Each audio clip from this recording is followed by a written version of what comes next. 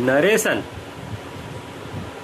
Direct speech and indirect speech. Narration के दो प्रकार हैं, डायरेक्ट स्पीच, इनडायरेक्ट स्पीच। अब डायरेक्ट स्पीच क्या है?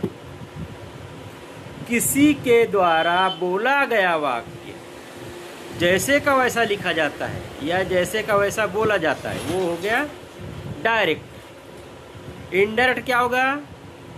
जो किसी के द्वारा बोला गया वाक्य को हम अपनी ओर से प्रस्तुत करते हैं, उसे कहा जाता है इनडायरेक्ट स्पीच।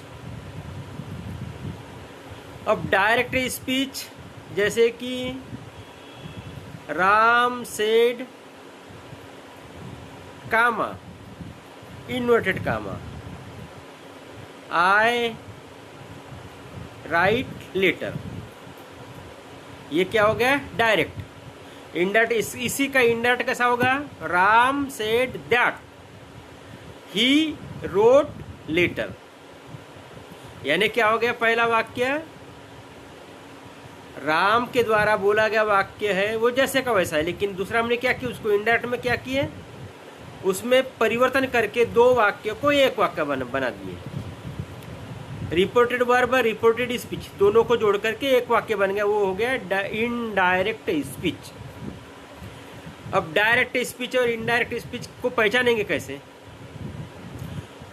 तो डायरेक्ट स्पीच का होता है दो सेंटेंस, रिपोर्टेड वर्ब का वाक्य, इन्वर्टेड कामा के बाहर का वाक्य, इन्वर्टेड कामा के अंदर का वाक्य, रिपोर्टिंग स्पीच का वाक्य। इस तरह से दो वाक्य होता है।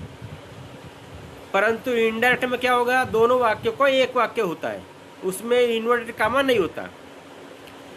डायरेक्ट स्पीच में इनडायरेक्ट कामा इन्वर्टेड कामा होता है, इनडायरेक्ट स्पीच में कामा इन्वर्टेड कामा नहीं होता।